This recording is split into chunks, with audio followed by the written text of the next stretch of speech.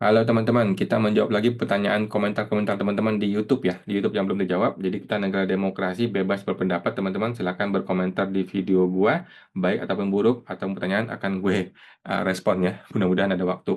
Thank you Pak.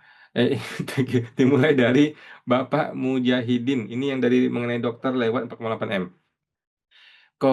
Januari saya masih bayar 0,5% walaupun omset saya tidak sampai 500 juta. Bagaimana dengan bulan Februari nanti kok? Apakah saya harus daftar NPPN? Oke, satu. NPPN 2026 wajib ya dicetak. Oke, yang kedua, Januari sudah bayar, berarti omset Januari langsung ditambahkan 500 juta ya. Contoh omset real adalah 200 juta. Nah, maka nanti dilapor omset Januari adalah 200 plus 500 sama dengan 700 juta. Oke, nggak ada pilihan lain ya. Yang ketiga adalah Februari, nah omsetnya kurangi 1 juta. Oke, Maret sampai dengan 6 kali ya, sampai dengan Februari, Maret, April, Mei, Juni, Juli. Sampai dengan Juli 6 kali, potong 100 juta. Oke, nah dengan demikian akan mengkompensasi kenaikan yang Januari. Oke, seperti itu. Apakah saya harus dalam PPN? Sedangkan orang pajak baru kasih info omset 400 juta juga bebas final. Apakah pembayaran saya di bulan Januari nanti akan dianggap lebih bayar jika saya ikut fasilitas omset? Iya, betul ya, akan jadi lebih bayar. Jadi Bapak nggak usah aja, Bapak ikuti metode yang tiga cara saya ini. Thank you Pak Mujahidin. Semoga terbantu. Lanjut. Ini video yang lain ya. Video yang lain, data wajib pajak tidak boleh rahasia untuk DJP. Oknum pajak aja banyak yang gelapin pajak. Waduh, Ibu Renata, pemerintah ngumpulin pajak kita segitunya, tapi giliran penggunaannya sangat tidak transparan. Ya mau gimana? Sekarang MBG gimana transparansinya? Aduh, si Prabowo ini. Hukum rimba. Pengawasan ke WP-nya diketatin, pengawasan ke lubang-lubang tikus dibiarin. Kocak narasi ini nggak ada isinya. Oke. Bapak Harpa, data hanya dipergunakan memeras pengusaha menengah dan kecil. Yang besarnya aman. Bahkan yang jelas-jelas money laundering aman-aman aja. Aduh, sulit ya. Sulit. Undang-undang kerahasiaan bank nggak berlaku dong. Dan masa undang-undang kalah sama PMK? Enggak. Enggak, Pak. Di undang-undang pajak itu ada lagi. Jadi undang-undang pajak itu leg spesialis. Dan di undang-undang pajak mengatakan kalau kalau urusannya pemeriksaan pajak, sudah lupakan rahasia bank. Tidak ada rahasia bank. Ya, undang-undang perpajakan itu leg spesialis. Waktunya Rasmani dari bank, enggak lah. Bapak Eko, masalahnya sekarang ini tingkat kepercayaan rakyat ke institusinya rendah. Yang ada malah khawatir makin banyak data, makin tinggi probabilitas untuk disalahgunakan. Ya, betul. Bapak Aden, tinggal masalah pembasmian korupsi yang nggak pernah diperhatikan dengan serius. Kalau jebol mulu duit negara karena korupsi, mau sebagus dan sebesar apapun pemasukan negara nggak bakal ada efek nyata di realita. Buktinya utang negara nambah terus secara bertahap. Waduh. Ini Prabowo mau mimpi jadi orang kayak Deng Xiaoping di Cina gitu ya, yang berani membasmi korupsi. Sampai sekarang jadi apa itu narasi-narasi korupsi itu ya, anti korupsi gitu ya. Aduh, Prabowo. Pak CBRG berlaku untuk ASN dan pejabat negara, anggota tikus DPR. Waduh, beraninya cuma sama rakyat sipil, giliran di depan antek asing malah tulis sendiri. Waduh. Maling lebih pintar dari satpam. Aduh, oke. Lanjut, ini video yang lain. Video apa nih? Jika ditambah 500 juta. Oke. Love Q&A. Kayak lagi belajar pajak. Makasih kok. Siap. Makasih Bu Sufami. Bapak Ferry. Saya penggemar Koawan. Saya suka sekali dengan sesi Q&A serasa belajar pajak secara online. Ada pertanyaan saya kok. Saya tinggal bersama ayah membantu usaha. Jika di kemudian hari saya membuka usaha sejenis dengan lokasi bersebelahan dan rekening serta stok barang berbeda, apakah legal secara pajak? Jawabannya legal. Boleh, Pak. Boleh. Silakan saja. Bapak Apinandri. Bapak Apinandri, kok Awan mau tanya untuk nilai angka NPPN dapat di mana ada minimalnya kah? Eh, Maksudnya persentase ya? Persentase NPPN ada di per 17 tahun 2015. Ada di sini. gratis.sptorangpribadi.com. Di situ juga gue kasih ya tabel NPPN. Thank you, Pak Andri. Oke, lanjut. Udah, lanjut ya. Ada lagi. Ini video mengenai bukti potong di Kotes jangan dihapus ya, jika sudah betul. Bro Awan, saya dapat bukti potong PP23 di asuransi, angkanya kecil-kecil, seribuan. Saya tanya KPP, bilang lebih baik dihapuskan. Nih KPP-nya error nih. Udah capek-capek bikin Cortex 1,4 triliun, udah muncul bukti potong, malah disuruh hapus. Nih AR-nya error nih. Bercanda ya Pak AR. Apakah boleh dihapus? Saya juga bingung asuransi kok ada PPh 23. Jadi gini Pak, jika yakin bookpot itu salah, maka boleh dihapus. Oke. Dua, jika ragu-ragu atau memang bookpot itu sudah betul atau nilainya kecil ya, maka akui sajalah. Akui saja nggak apa-apa ya. Nggak masalah dong, akui saja. Oke. Jika terjadi LB, maka LB bisa dihilangkan dengan menambah penghasilan neto dalam negeri lainnya. Gitu. Supaya tidak LB. Supaya muncul LB. Supaya muncul KB. Dan dibayarlah KB itu ya. Nah, jadi capek dong, dia sudah bikin Cortez 1,4 triliun, sudah betul-betul bersusah payah, angka 1000 juga muncul, lu dengan gampangnya menghapus bukti potong itu. Kita ngomel dong Suryo Utomo ya, sudah capek-capek bikin 1,4 triliun ya. Bapak Mujahidin, Koawan, teman saya terlanjur bayar 0,5% Januari kemarin. Setelah tahu ada gratis pajak di omset di bawah 5 juta, apakah pembayarannya tetap dilanjutin ke bulan berikutnya atau sisa lapor aja di akhir tahun? Nah, jadi Januari omsetnya ditambah 500 juta ya. Yang kedua, Februari sampai dengan Juli itu 6 kali omsetnya potong 100 juta gitu ya, supaya mengkompensasi yang Januari. Seperti itu sih palingnya. Nah, thank you Pak Mujahidin. Bapak Teguh, PPN tadi berkaitan dengan usaha yang ada objek PPN dan yang tidak objek PPN sehingga ada perhitungan kembali PPN. Bagaimana Pak? Terpotong Pak Teguh? Bagaimana mengenai apa ini? Bapak Sandy, kok kalau penghasilan istri guru les jahit dan penjahit dimasukkan ke dalam penghasilan domestik lainnya, apakah boleh? Jawabannya boleh ya, boleh. Jadinya jadinya penghasilan dalam negeri lainnya ya. Nah, dua, kalau mau lebih hemat pajak, maka gunakan metode pekerja bebas. Ya, sehingga yang kena pajak hanya norma 50% saja. Nah, yang ketiga, kalau mau sangat hemat, kalau mau kalau mau sangat hemat, bisa metode PPh final 0,5% UMKM karena dia punya pegawai itu bisa jadi UMKM. Oke, thank you Pak Sandy. Semoga terbantu. Bapak Wati Robi, kok kalau misalkan saya salah catat 2013 kena tipu investasi emas bodong. Setelah saya cek kembali, data di aset juga masih tercatat di kolom emas.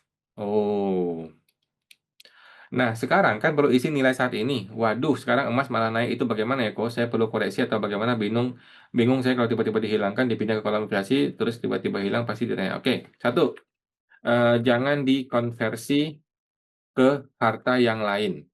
Contohnya uang tunai dan lain-lain.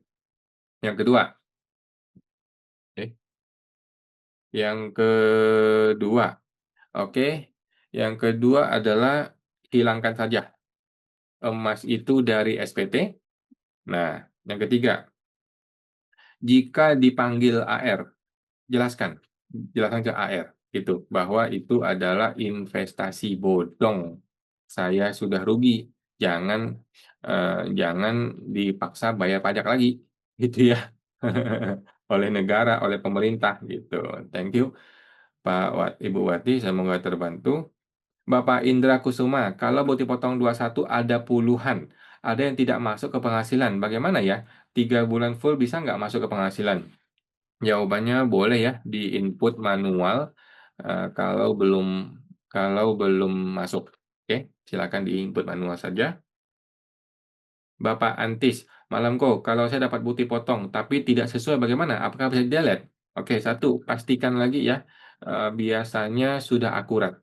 Eh, Kalau kalau tidak sesuai, ada kemungkinan pihak penerbit bukpotnya yang salah. Oke, minta mereka revisi. Yang ketiga adalah hmm, jika yakin salah, boleh saja di-delete ya, di-delete dan bisa ditambahkan kembali yang benarnya gimana. Oke, kita boleh kok input manual yang benar gimana. Thank you Pak Antis.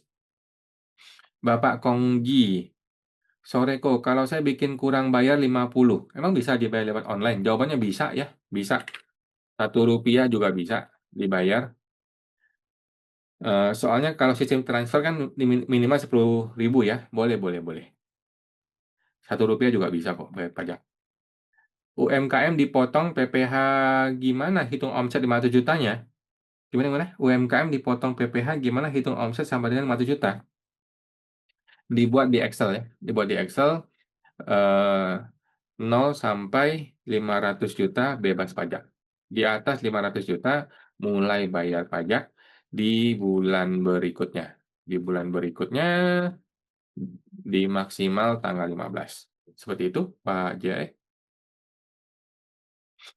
Bapak Siangko, tolong tanya, saya punya NPWP dari 2020 sebagai karyawan. 2024 saya resign. 2025 saya dagang. Apakah boleh SPT 2022 pakai UMKM bebas pajak karena tidak sampai 4 juta? Boleh, boleh, boleh, boleh ya.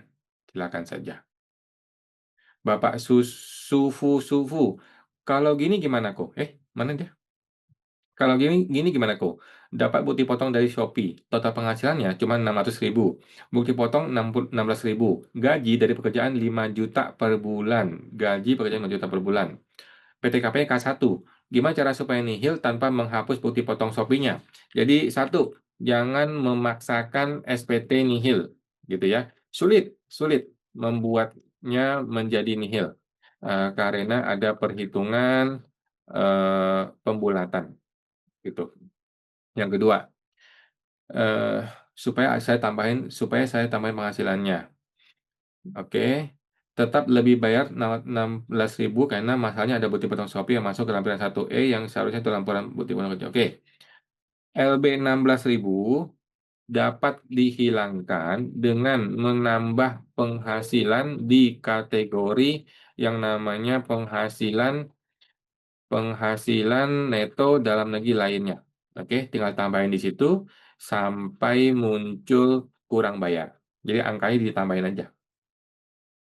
Thank you Pak Sufu. Bapak L, 8.8 emas yang sudah dilapor setelah kas. Bagaimana Pak terpotong?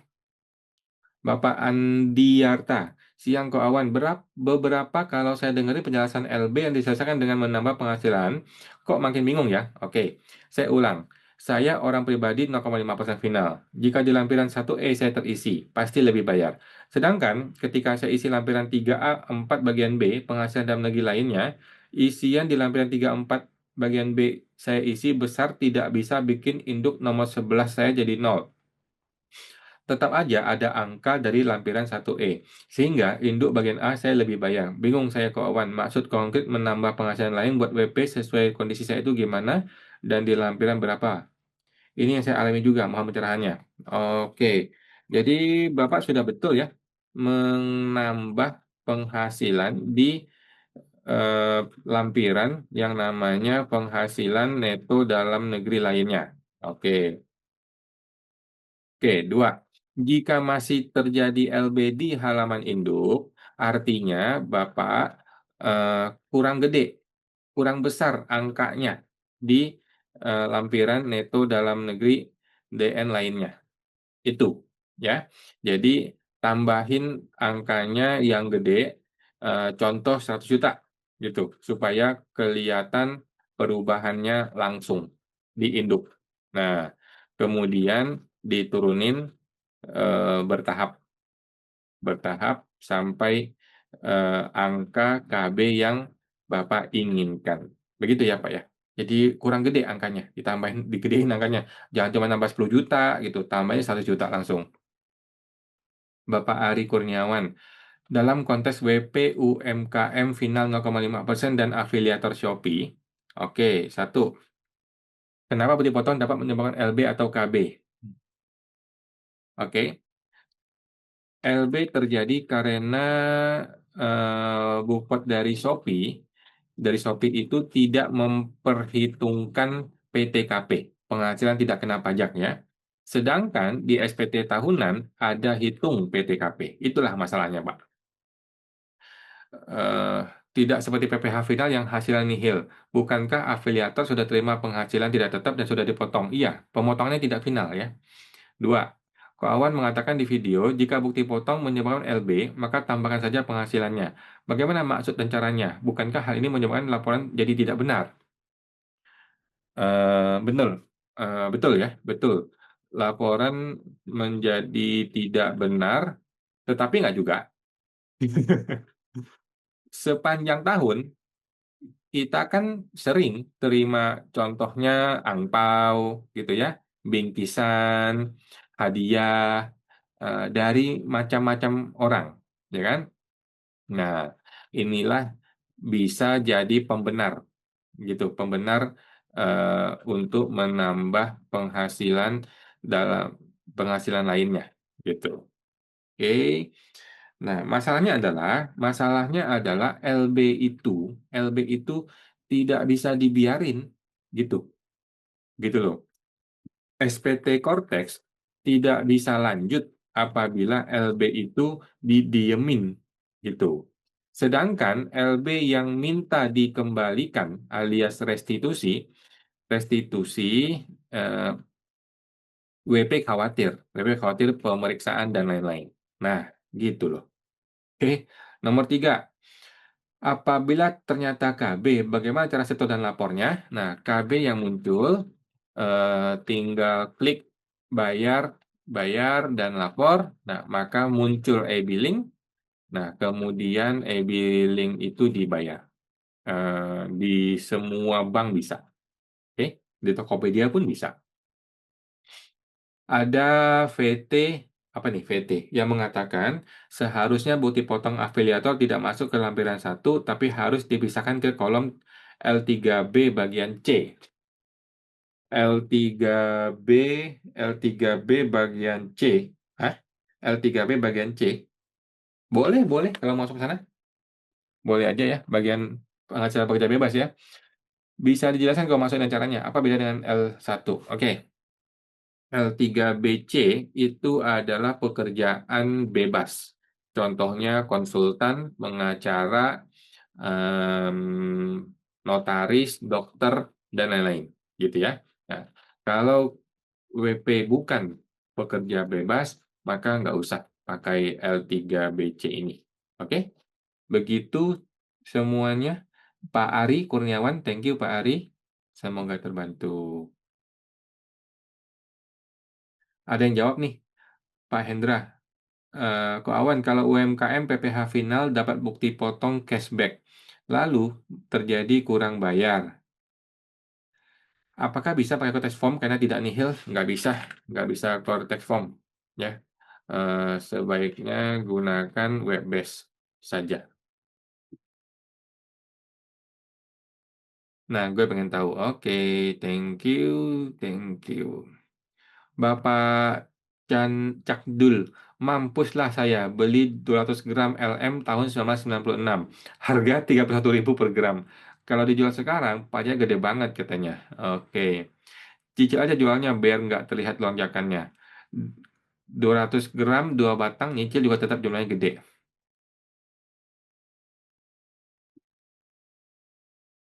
Gua mau tarik napas dulu nih, sebelum gue menjawab ya. WP perlu berhenti berpikir, ya. Kalau pajaknya berat, kalau pajaknya besar, saya mampus.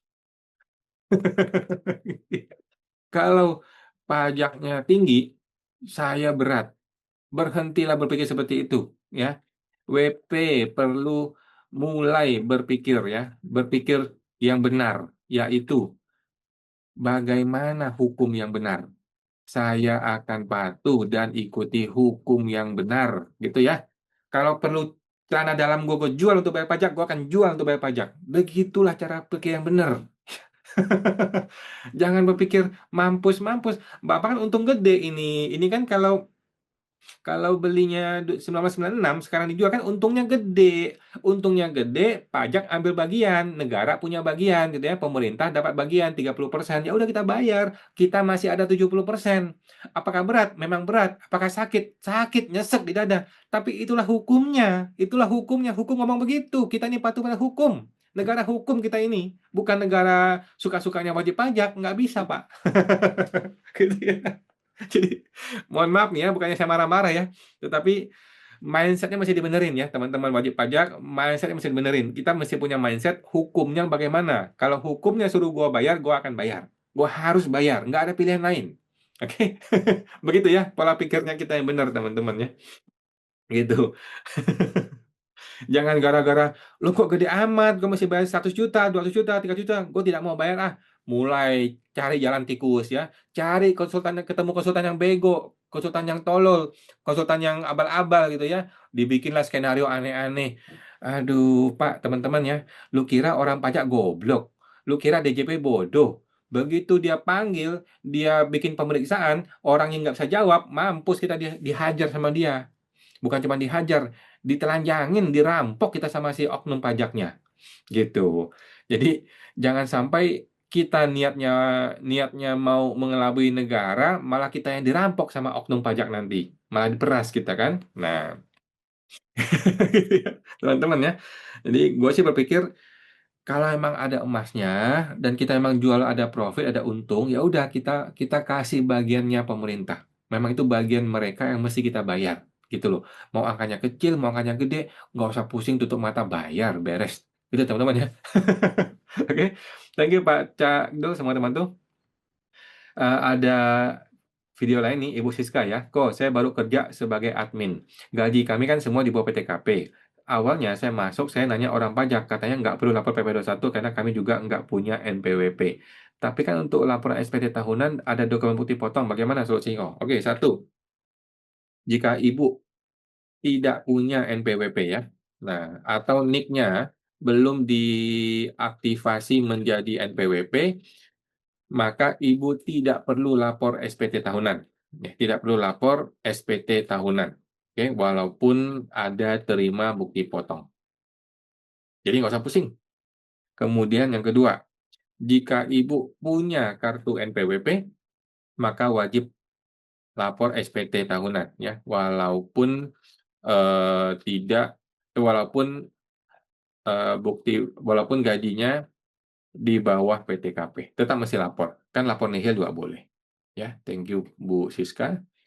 Ibu email Lime. Kok trader forex apakah termasuk pekerja bebas dan bisa menggunakan NPPN?